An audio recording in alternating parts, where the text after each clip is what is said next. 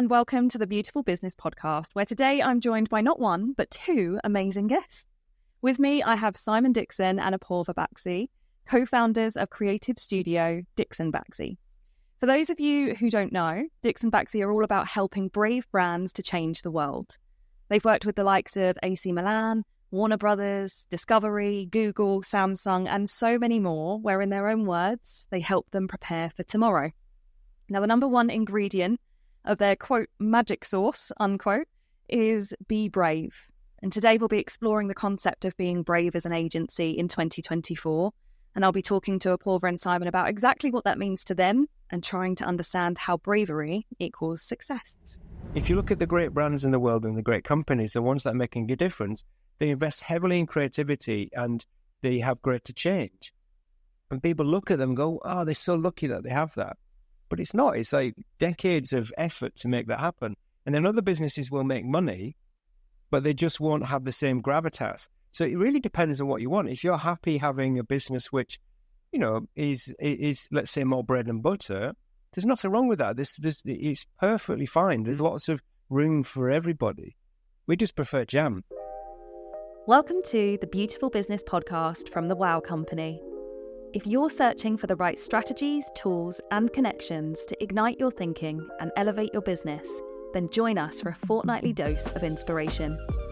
Our guests range from industry-leading agencies and cutting-edge tech pioneers to motivational speakers and executives, all offering actionable insights to help you thrive in profit and purpose. So, whether you're a growing consultancy or an agency leader, this podcast is your source of knowledge and encouragement to spark meaningful change in your business and beyond.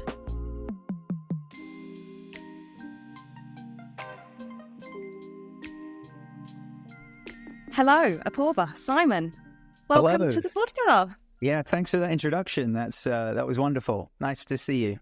No worries at all. Lovely to see you. Thanks so much for joining us. I'm really excited to be chatting with you both today. I always start off the podcast by asking each guest, to tell us something personal about themselves that we might not know. But I figured I might utilise the fact that you guys are my first duo on this podcast and mix it up a bit and just ask if each of you can tell us something interesting about the other person that we might not already know, that you find interesting. What we find interesting about the other person? Yeah. I mean, you guys have worked together for a long time, right? So 28 years. 28 years, there you go. That's a long time. Yeah, 28 years, I think. So there must be something interesting about each other that you think, I know. Not many people know this. I can tell you what his favourite film is. Go on then. It's Tron. Tron. Yeah, it's often quoted as 2001, but that's not true. His favourite film is Tron, and actually, it's probably something else now. But that was one of his early influences. So that's one of the things I can think about. Is that right, Yeah, Paul? Or is it still Tron? I think it's a roots film, meaning that is very informative to my kind of who I am as a creative. So yeah, it's still up there. It'll be in my top 10 for sure. Top 10, wow. That's it's right up there, as is 2001, which is a shared favourite. But for Sai, you know what? I think there was, like, when we first met, Sai, and he still is, I think, it was into Northern Soul. Mm. And when we used to work in the studio, he'd play all this music that I really didn't have a clue about. And I was just really fascinated by the story. It just didn't kind of make sense, the idea of Northern and Soul and how those two mix. But I found it fascinating that they would, go to clubs, I think 100 Club in Oxford Street and just boogie the night away. And so, I think through Sai, actually, I've certainly broadened my appreciation of music. So yeah, that's something really interesting. I think, just different choices and things that we love. We both love collecting things. And I think that kind of fuels just our curiosity and love for things in the world as well. I love that. What particularly do you like collecting? Well, I kind of collects vintage video games. So the old Nintendo kind of, way back when Nintendo did the fold-out video game. So if you're a kid at school, you might remember games like Donkey Kong and so on, and it subsequently became the Switch and everything that we know today. But it turns out that there are tons of them. They're beautifully made and crafted. So I'm on a kind of lifelong quest to get as many of those as possible. Ah, that's amazing. I love that. Well, thank you for sharing. Sorry to put you both on the spot straight from question one, but hey, start with we mean to go on. So when we think about Dixon Baxi then, I wonder, can you just give us a brief, this is your life? How did you start? How did you get to where you are today?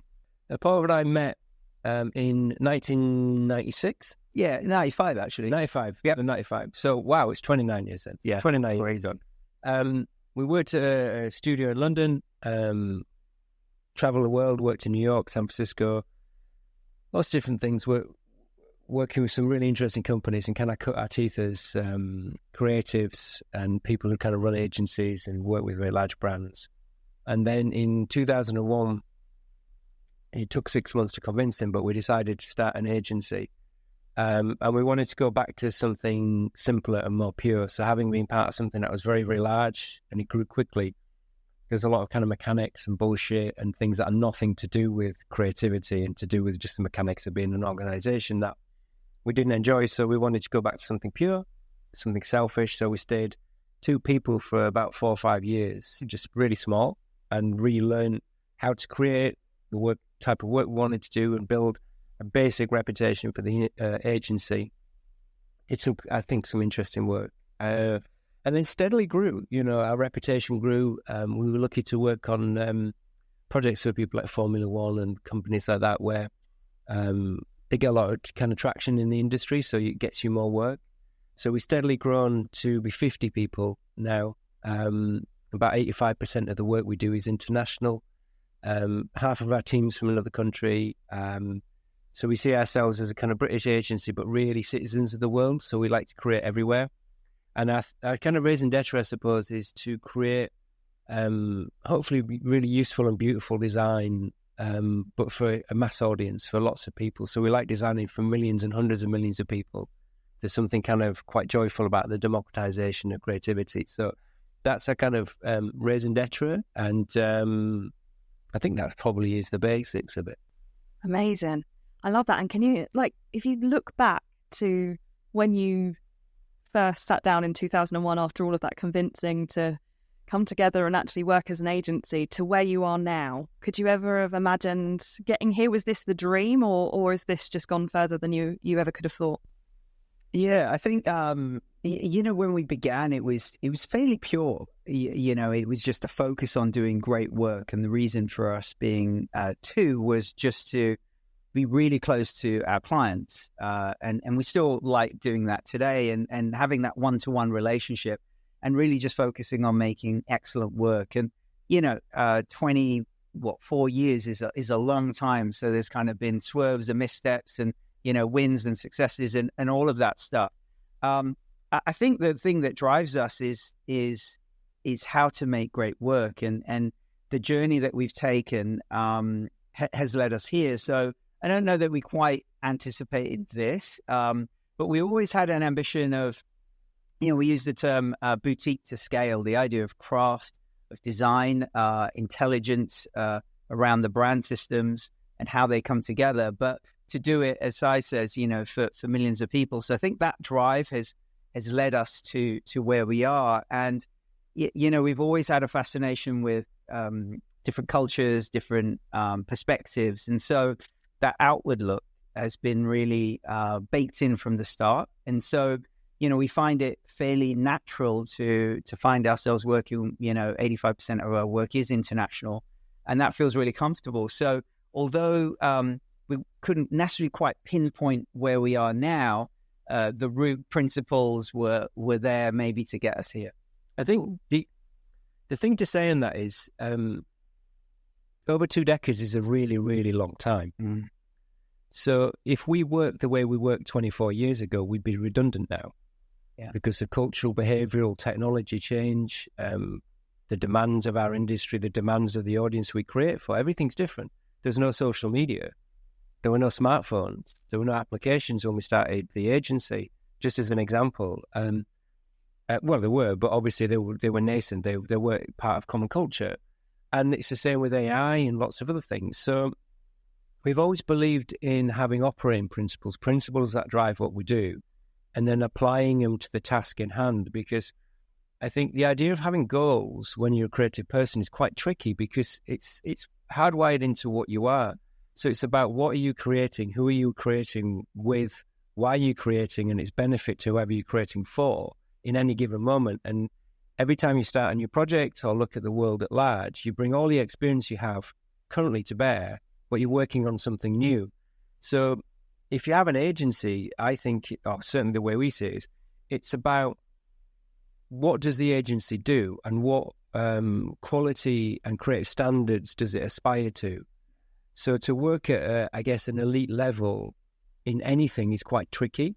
And once you get good at doing that, the job is to help everybody else learn to work at an elite level and to create things which are helpful and meaningful and, in a sense, make a difference. So that's a really exciting challenge, because it's always changing, as opposed to winning an award or having a certain number of people or earning a certain amount of money. If you get really, really good, those things tend to come, but they're not really what drive us. It's the feeling of making work that you're proud of, and the feeling of making work that makes a difference, I think. And, tomorrow is something fresh and different. And I like that feeling that we're constantly learning and curious about work. I love that. And you also, I saw you guys at a talk a couple of years ago, and you showed on the presentation at the back this whiteboard that I'm assuming you did when you first got together, right? The infamous list. Yes, the list. And I'd love to just talk about this list for a minute, because, I just wonder how did you create that? What caused you to write all of those wills and won'ts in that list? It's going to become a little bit mythical, that list. And I think when you start a company, you have to, certainly as a partnership, you have to align on some ideals. Some things that we collectively believe in, and that they are bigger than either of us, and also help guide us to make some principled decisions, some things that might be tough. We didn't know what they were, but we wanted to kind of set the tone for what the company should be. And so, they germinated from that conversation. And to be honest, actually, I think the will and won't do, the kind of binary nature of it is quite powerful when you're running an agency, because that you're going to be faced with some very gray choices, grayscale. And some of these things help us, kind of decide on that and push us in the right direction. So the won't list were, all the things we just wanted to leave behind, the things that we didn't care for. And of course, the do list, make great work, be original. I think, we joke about answering the phone in 3 rings was one of the ones on there. But that was just about immediacy and being proactive and being on point and alive and in the moment.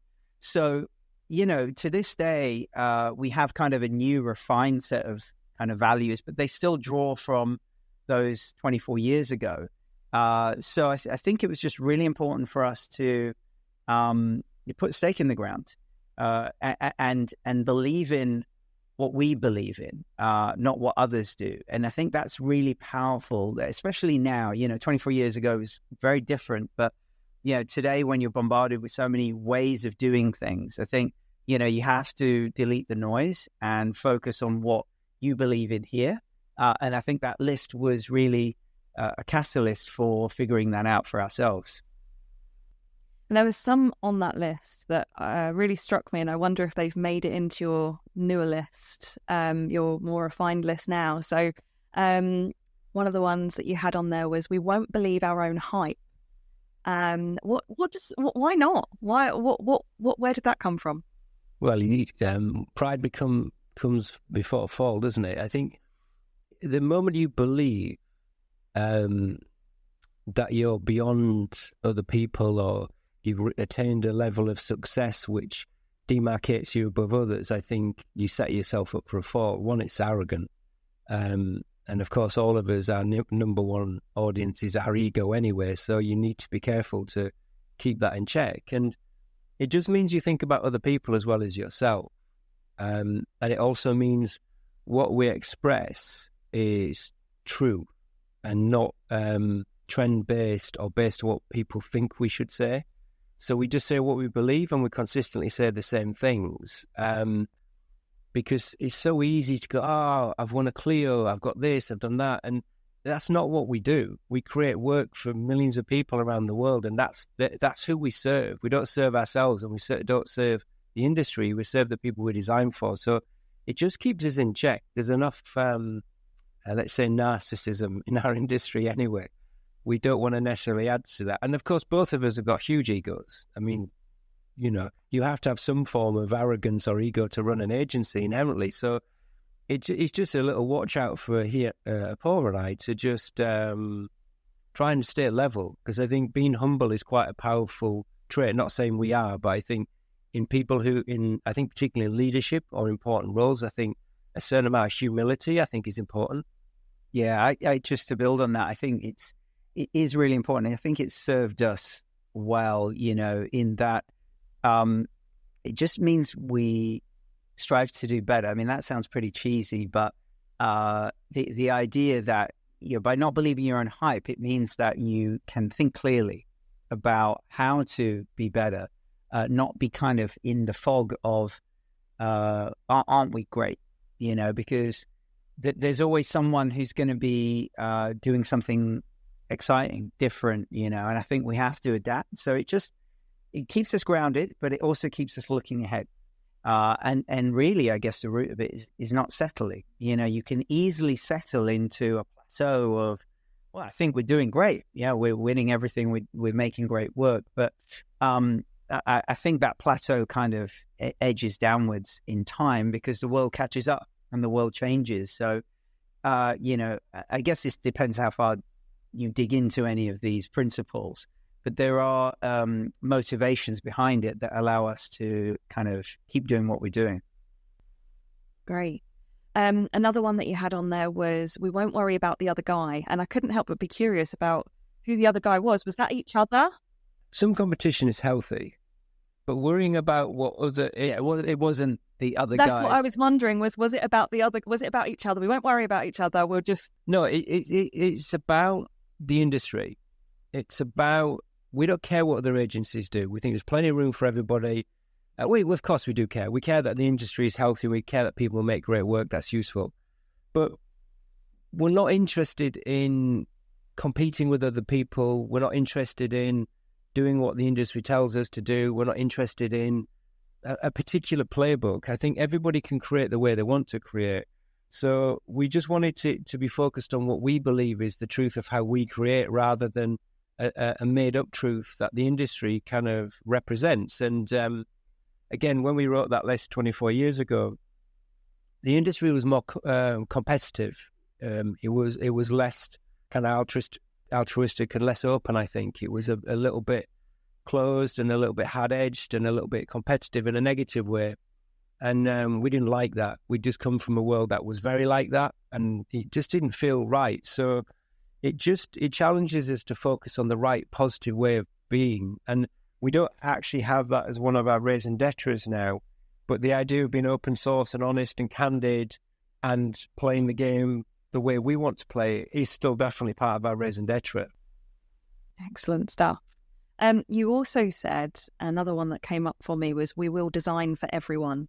And I get the impression that you guys aren't necessarily for everyone, in a really good way, a really positive way. It is a good one, actually. I think it goes to designing at scale and the ability to look. We're not going to design for literally everyone on the planet, but being interested in their world and how they see the world and different cultures, different parts of the world is super exciting. I mean, you know, if you can.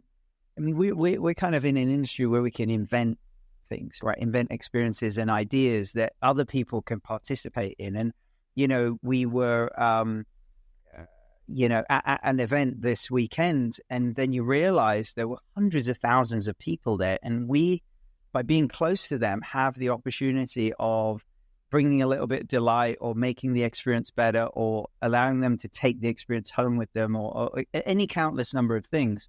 And that's what it's about for us, is to, as Sai says, in a couple of ways, where A, democratize design so everyone benefits from it. 2, have the open-mindedness to realize that different people experience the world in different ways. 3, designing at scale. And, the idea of designing for everyone, we may not design for everyone all the time, but the work that we do should adapt for different needs, whether it's the Premier League or AC Milan or, a bank in the Philippines for the unbanked. That's kind of what we mean by that. It's just to keep us open to, different audiences and ultimately think like them and serve them. It's also, we just didn't want to be a provincial or British agency that just works in one place. It's the world's a really interesting place. And, if say we do a project with Samsung, that runs through 550 million television. So that's a lot of people. So designing to the same level and it works for everybody everywhere is a really profoundly difficult challenge, but it's fun. But the other thing about us not being a good fit for everyone is absolutely true. So not every agency suits every client, and we're very careful to curate our relationships specifically to make sure that we serve the relationship well, and there's a good balance, because the only way to create great work is genuine, real collaboration where you can be candid, have honest dialogues, honest conversations about how to make the work, but also have a shared ambition. We turn a lot of work down. We don't work in certain areas. We don't work in certain sectors if we don't think they're right for us on a kind of moral or a practical level. And, our job is to make greater change. So if a company wants to change, we will change them a lot. If a company just wants to kind of polish what they have or unify something, that's probably better served going to a different agency. So we're very, very explicit in the initial chemistry and conversations with prospective clients about how we see the world, how we could serve them, and whether or not we do a good job for them. And then it becomes about chemistry and then, the pragmatic part of it. So, we don't profess to be right for everybody, though we love everybody. Of course. I can't wait to dig into that a little bit more with you in a minute as well. But before we move on from the list, I have to ask, is it still the aim to answer the phone within 3 rings? No, nobody rings us. The only time we get a call is one of those, kind of junk calls when everything's online now. So no, we are. The reason that exists, it's about a duty of care. So my whole thing is, if you walk across the studio and there's a sweet wrapper on the floor, you should stop and pick it up. It's like a really basic thing, which is, as soon as you're in an environment and as soon as you touch the environment, you're part of it. So if the phone rings, you should pick it up and be respectful to the person who's calling, because it's the civil thing to do. And it's just about a duty of care. And we care about things like that, the little things, because all the little things add up to be what you are. Absolutely. Okay, thanks for making that clear for us. Sorry, small, tiny pedantic points. So moving on to the I mentioned at the beginning about how bravery and success and all of that, does it come hand in hand? So when I go on your website, the first word beside DixonBaxi that I see is brave in big red capital letters. As part of a sentence, it says, brave brands change the world and we help create them. And that's just the message that I think of whenever I sort of think about DixonBaxi. I think about how you are, a brave, a courageous agency. What do you think, in your perspective, makes you a brave agency? There's 2 parts to that, I think. The reason for bravery at a root level is there's a risk in inaction.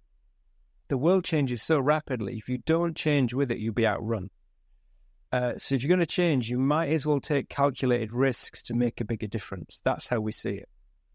And creative bravery is like a muscle. It's like going to the gym. So if you lift weights, you get an ache in your arm. If you push your creative work, you'll get an ache in your head. And that's telling you that you're pushing yourself somewhere new. And the reason for that is if you're going to make a change, you might as well go further. But also, in order to create something new and inventive and distinct and special for whatever entity you're working with, you have to look at different ways, because everybody sees the same work at the same time. Everybody sees everything on Instagram and Behance and Dribble and stuff. And it's very easy to get to good, but work beyond good that is original is actually very difficult. So you have to push yourself to go too far, reach out, make mistakes, make work that's crap to find the good work. And it's the same with working with clients and brands. The challenges they face now are really large scale. It's a very complex world, very disparate audiences and people they serve, very complex businesses. Technology affects how they connect to the world. Their organization is structurally very complex. You're serving an internal business and an external person audience, or sometimes governance. So to get ideas that cut through that and are truthful to the business and then work for people, you have to put creative effort into that. And the businesses that survive long-term are self-learning, self-actualizing and changing businesses. So Nike or whoever you like, they're constantly pushing on the same engine, but they take creative risks. And that's why. Awesome answer. Thank you. Well, I wonder as well, do you see Brave, when you think of yourselves as Brave, do you see it as a collective that DixonBaxi's is brave, or is it the individual? It's not that we're brave. It's not that. It's there's people way more brave than us that do actual real jobs that are really important. It's a challenge to us. It's a rallying cry to make a difference. That's what it's actually about. And it means that we want to work in an explicit way with our clients that if we're going to do something, why not fucking do it properly? Let's make an actual difference, because you only get one life and you only get one career. So why not feel a knot in your stomach and feel your heart beating and the hairs on the back of your neck stand up when you create? It doesn't make sense just to kind of mess about or compromise. And then when I say compromise, I mean that in the kind of your creative ideals. Of course, we compromise on a day-to-day basis, working-wise. So it's about the challenge to do better work. We don't think we're brave. I don't even think we're successful. We're just really, really good at what we do. Yeah, I think building on that, you're right. It is a rallying cry, and it's sort of we talk about this idea of starting it uncomfortable, and it's a means to just go further than this idea of good, right? That everything is available to us. Every kind of mock-up, every kind of, AI and so on. So it's getting easier and easier to almost get to a commoditized quality of design, like a good system.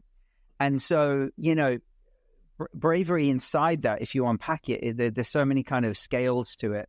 And one of them is just to push ourselves further to think differently, but also to take a client and a business to a place they didn't know existed. And the way we articulate that is that the room we're in, I guess the conceptual room we're in with the client or space, is a safe space where you can try those things. You can look at different futures and scenarios. So being brave and saying, well, actually, we could live here, here, or here, rooted in a strategy, like an idea, a really strong thing and thought that lies at the center of that business. Let's take that leap together. And it's often a journey, because we're working with large scale businesses. It isn't simply just, here's a new identity, let's go. Oftentimes people need to be taken on that journey to make that leap, to be brave, essentially.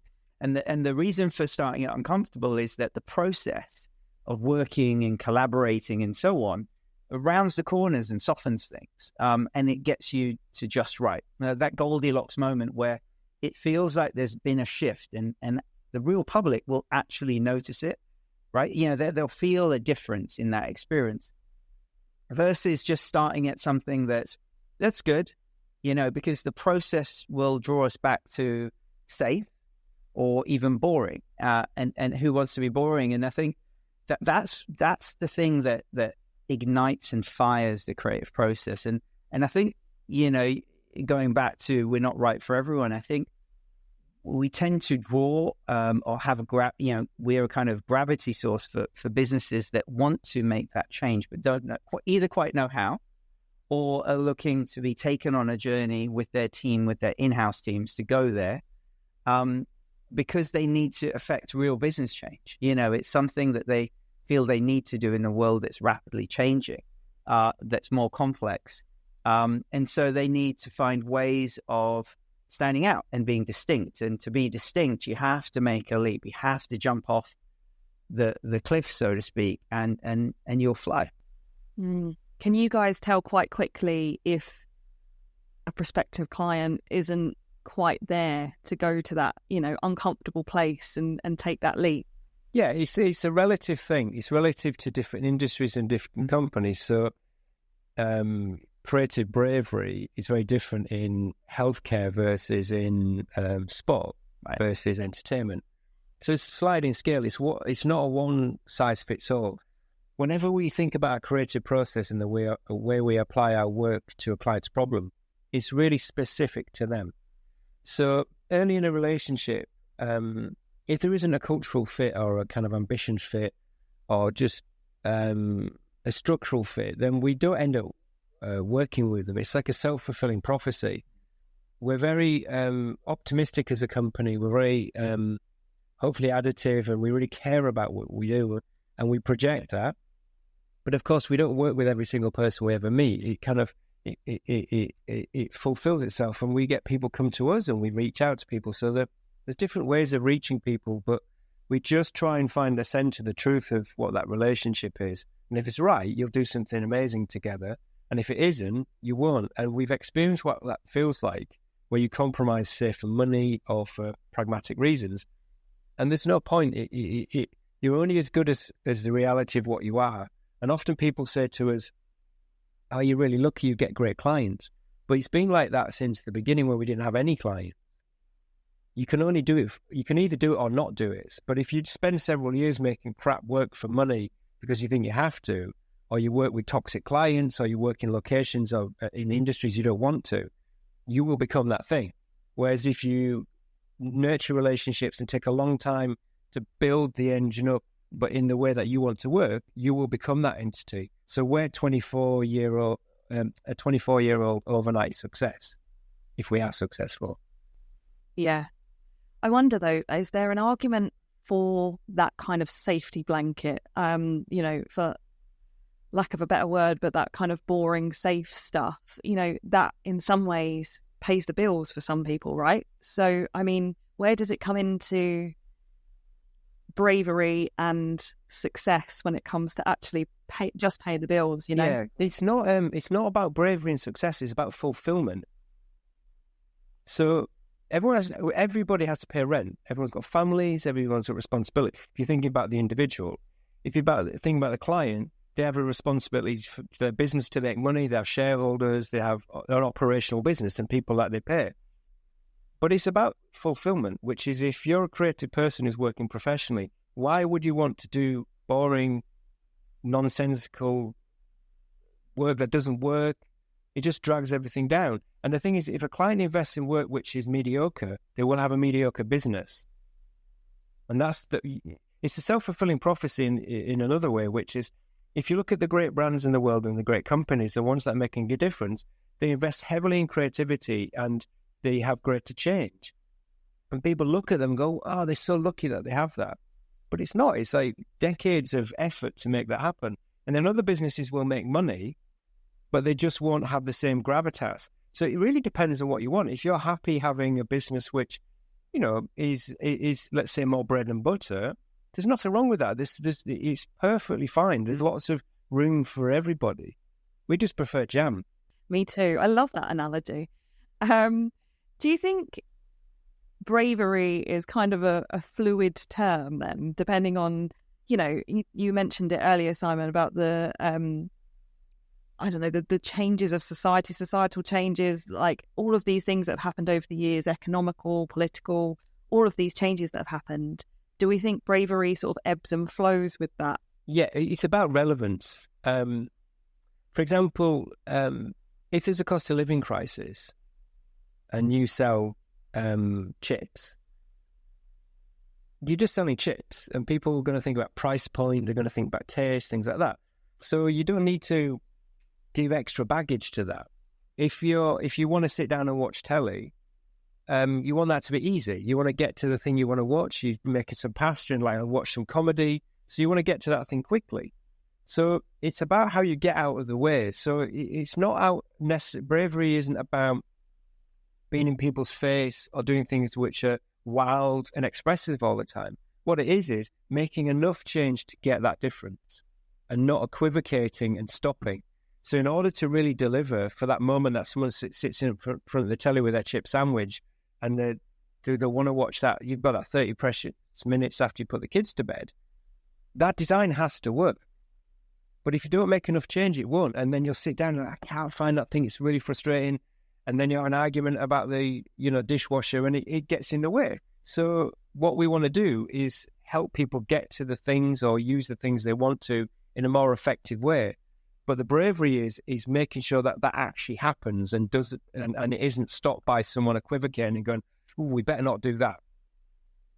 I think the term bravery brings with it a lot of baggage in itself.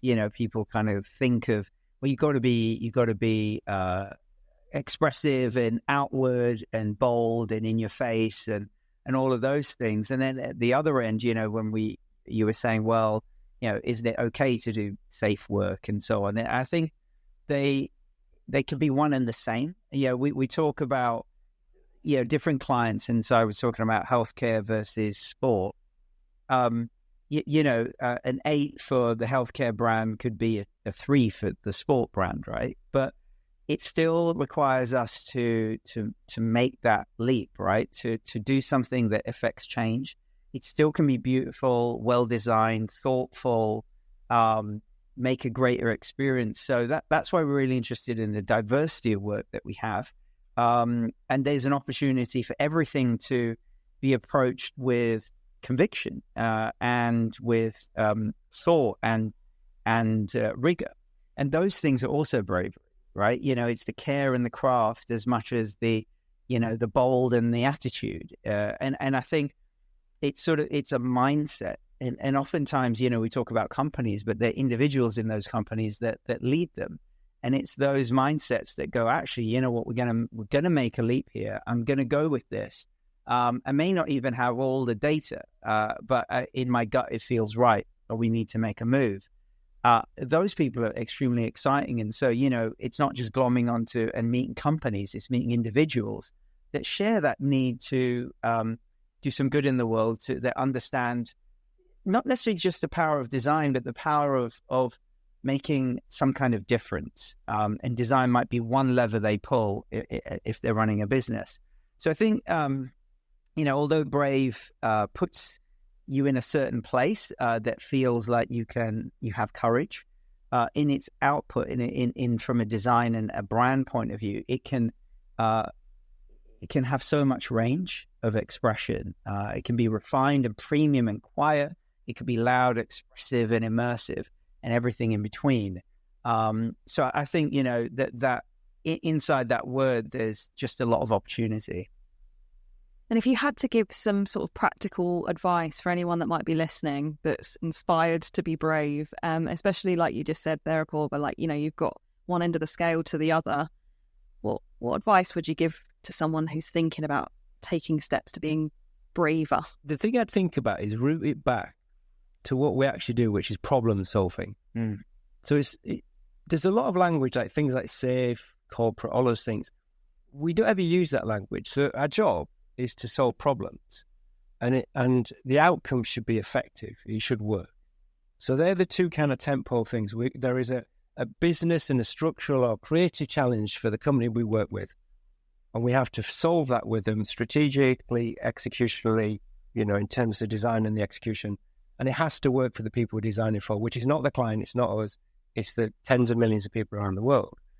So the advice I would give is focus on the person you're designing for and have enough self-awareness and confidence to challenge preconceptions to make a bigger difference for that person. Because people will tell you can't do things, or they will hold things back, or they won't push far enough to actually break through. So if you want to genuinely solve problems, you have to be inventive, you have to be challenging in an optimistic and positive way, create safe environments for that to happen. And you have to pull out ideas which are fresh and new and distinct, because each company is different. And a lot of companies are very similar. There's like a sea of sameness to them. And what you want is an idea which is distinct to that organization. You need people to believe in that. And initially it has to be the internal team who believes it, all their business relationships, the world at large, and then the audience to believe that. It has to be really relevant to the audience, and then it has to be effective, which ultimately is driving growth or relationship with the audiences. When you think about creative bravery, the kind of layer on top of that is the emotional and inspirational engagement great creativity gives you. When we make something, the end audience doesn't know we did it, but they can feel it. They can feel when something is beautifully made. So that's what I would focus on. Great advice. Aporva, have you got anything to add to that? Yeah, I guess practically a lot of it stems from permission, and people feel that they need permission to go somewhere creatively or with ideas, and we kind of create our own sort of limiting beliefs.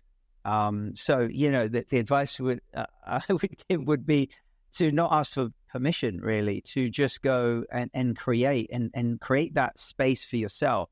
Whether you're in an agency or running an agency or a young intern to a creative director, you should either find the space or make the space to create work that you're excited about, and then challenge yourself to articulate that in a way that others can see what you're thinking. And the way we do that here, we kind of talk about a hacker mentality.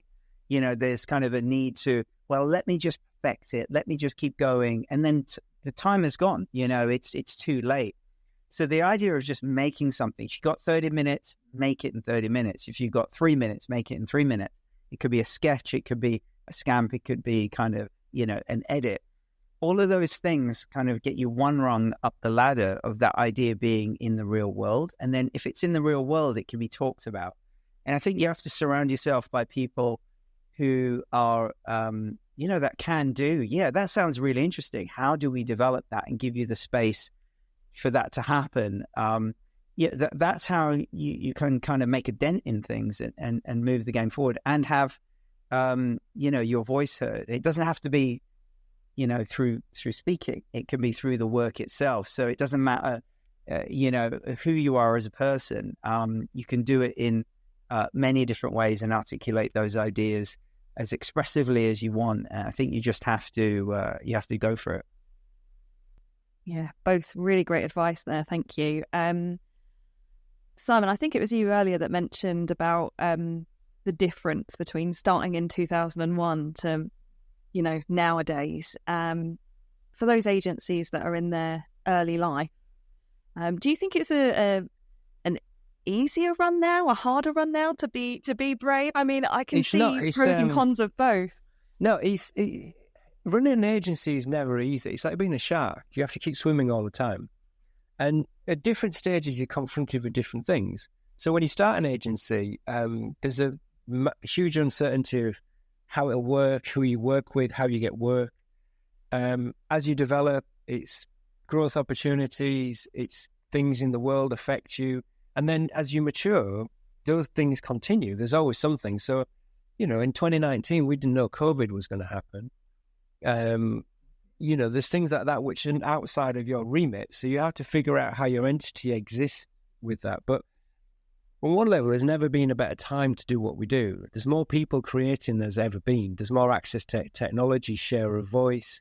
You can start a studio with almost no money whatsoever, with incredibly sophisticated softwares and communication technologies. You can work anywhere in the world instantly. You can speak to anybody, wherever you want. It's a much more level playing field. So on that level, it's a fantastic time. But starting an agency is just hard. You take ultimate responsibility. You have to differentiate yourself. You have to have a perspective. You've got to make work that builds your reputation. You've got to find people who will allow you to make that work, to build your reputation. You've got to figure out how to monetize that. You've got to figure out how to collaborate. You've got to figure out how to hire people. You've got to figure out how to look after those people that you hire. Where do you work? How do you work? What technologies do you use? There's a lot of things to think about, and it doesn't change. It's consistent. It's like whack-a-mole. So every single day, you go, doof. Okay, so we'll do that one. And you go that one. The key is to go bang, bang, bang, and use a lot of energy. So to build momentum. So there's always something to think about. I think the key to being somebody who operates an agency is being optimistic. I think you have to be driven enough, but look at the world in an optimistic way, because you will be challenged constantly. And if you're not in a positive frame of mind, they will chip away at you. The other thing I think is you have to think about the way you want to work versus how the industry or other people tell you how to work. There's lots of different ways of working. Like some people start up with an agency with a preconception of what success looks like or what an agency should be like or what relationships with clients should be like. They're completely different all over the place. So doing it on your own terms, I think, is super, super important. Great, thank you. Anything to add, Aporva? It's not easier or harder, I don't. No, I agree. I mean, building on that kind of a different perspective, I think it's super exciting. To be honest, actually, I think they're with the platforms that are available to people, whether it's TikTok or YouTube or Snap or any of those things, I'm more amazed by everyone else than kind of, agencies, because the creativity that, I get caught in a rabbit hole of looking, at a scroll, and I'm excited about the creativity that's just unbounded everywhere. And that's a really interesting place to look. And when you think about being creative, I think anything goes. It doesn't have to be a certain way. So, if you think about starting an agency, it really doesn't have to follow a model. So I talked about the technologies that we have in the world that allow you to be anywhere in the world and work, but the modes, the methods, the way of working, the openness with which you can work, the transparency, the styles of work are all up for grabs. And as an individual, you could do it all. You can kind of wear all those hats that Simon articulated. And I think to start an agency, you probably should. You've probably kind of, put all the hats on, and you may have to. But yeah, it's certainly exciting. I think for us, it feels, I guess to quote Bezos, which I don't often do, but it's like day one. It's day one all the time, because the thing is, today is very different to 24 years ago, but it's still as exciting, if not more so. And we get to kind of write that future. If you're an agency or a creative, you start with a blank piece of paper, and you have the opportunity of bringing something into the world that's valuable and relevant. And I think that's a really powerful thing. So why not do something you love? Well, the other thing is actually make it something you love. Yeah. Because a lot of people talk about doing something you love, but that doesn't just fall off a tree into your hands. Right. You have to... You manufacture an agency. You build it through thousands and thousands of micro decisions. Mm-hmm. And the key is making more good decisions than bad ones to be successful. But you're actually manufacturing, all the time you're manufacturing the thing that you want. And it's a wonderful thing to have an agency. It's a really fulfilling and an amazing thing. It's scary sometimes. Yeah. But the idea is you can make it in your own mold, but once you're sharing it with other people, you're also bringing all of their learnings and knowledge. And that's why we like to have a very diverse and different type of people in the company, because we can learn from them and they inform us as well. So you have to manufacture your own reality, I think. That's the key to having a successful agency. Don't expect it to make itself. It won't. And that freedom of being able to do that, do you think that's there from day one? Or is that something... Well, it's literally there. It has to be from day one. If you wait 10 years to make the thing you want, you won't be the thing you want. So again, it's a thing where people talk to me all the time. I speak to lots of people of different backgrounds of our industry, and they always say, oh, you're really lucky that I have these clients, or you're really lucky you work this way. But on day one, we had no money, and we were in a little workspace where we had a desk in an office with a friend, and it was as big as this is the space we had. I think this is it, when we had it, and we didn't have any supercomputers, and there was no crazy technology. All we wanted to do is have an agency. So that day, the first thing to do was figure out, well, we had to figure the name out first, and then like how to get clients and what work to do. But the first day you start is the day that you start to determine what you are, and every single decision you make afterwards is continuing to do that. So you have to do it from the beginning. If you wait too long to try and create what you want to be, the shift is too hard to make. You shouldn't compromise for 10 years and think then you can become cool. Or you shouldn't compromise and then think you should do a different industry. You should really go for what you want to do. Of course, people have squiggly careers, so you start out one way and you think, actually, I'd like to be like this. There's nothing wrong with changing your mind. So I think you have to be very determined in your path. But then as you're presenting new information or you change as a person, there's nothing wrong with saying, I'd like to do this instead. What we do is we do it within the entity. So because we have DixonBaxi, we're very similar. If you'd met us 21 years ago, we would be relatively stupid and less experienced, but we'd have the same enthusiasm for things. Yeah. The difference now is we just have another 24 years of experience, so we sound less stupid. Well, that's one thing to come out of that try, time. yeah. That's some good. people podcasts, though, and then, Save it all up. So what's the mission for DixonBaxi moving forward then? Have you got any dream clients that you haven't quite worked with yet? Well, we're very fortunate to work with like some. This one here is not that anyone's going to be looking at this. I'm pointing to a poster of AC Milan for the people listening as opposed to watching. But like if you get to rebrand AC Milan, which is an iconic football club, we've worked with Formula One, for example. If you get to work with companies like that, they're very fulfilling because they're part of your personal life. If you get to build a team, it's really fulfilling.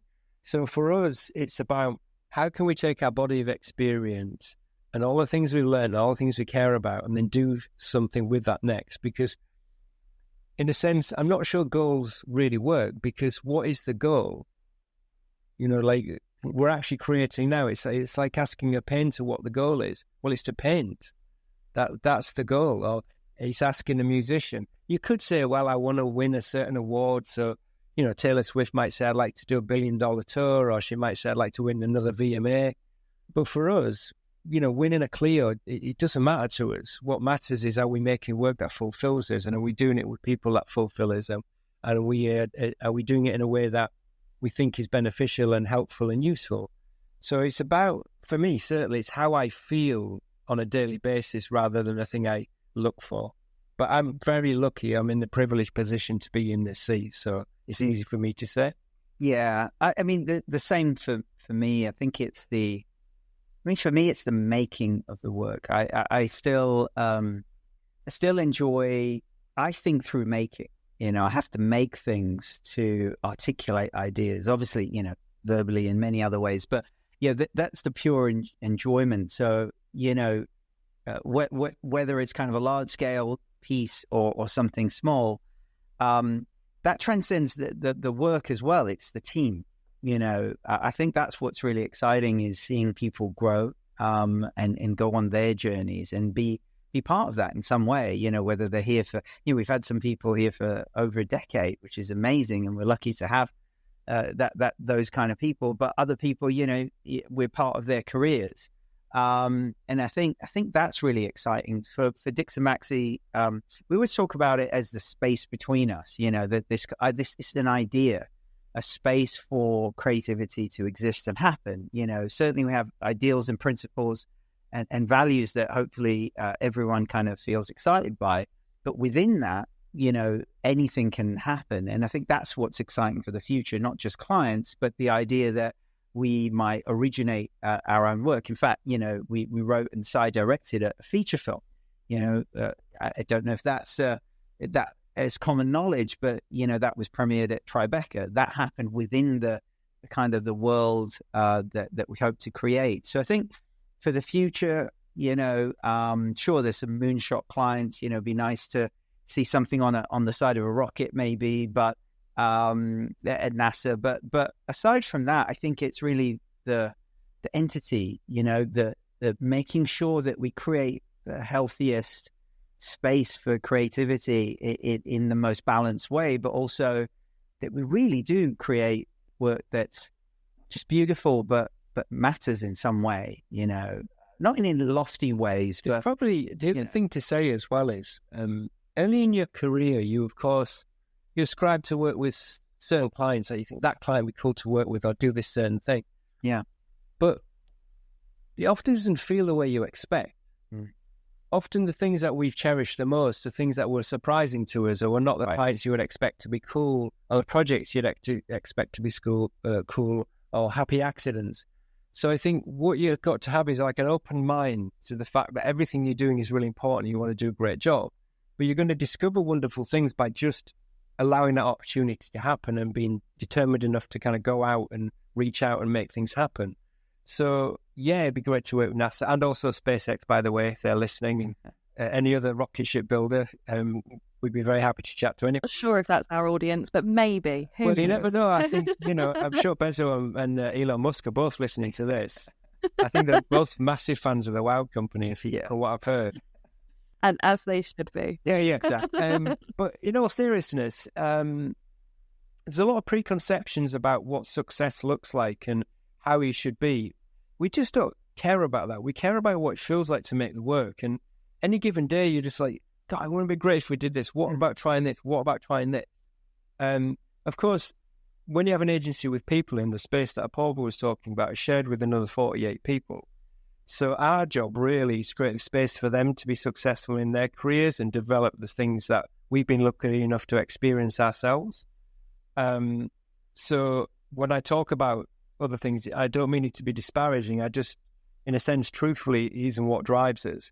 But we do really care about how it feels for the team to make the work they want to make and how they progress in their careers. And when we pass them on to the next agency, they're better than we received them, and they've learned things and they can go off and reach the dreams they want to make. So that's an important part of what we do as well. Absolutely. I definitely get that sense of it's the feeling. It's not the name. It's not anything else. It's the feeling, whether it's the people or, the work. It's all about how it makes you feel, which is just, it's so personal, isn't it? And such a great thing to strive for. And that, I think, leads us nicely on to the final question that I always ask everyone that joins me on the show, which is, what does beautiful business mean to you? For me, a beautiful business is one where you're personally fulfilled. You operate in a way that I think suits the way you see the world, but with the people you work with. But whatever you create is successful for the people you create for.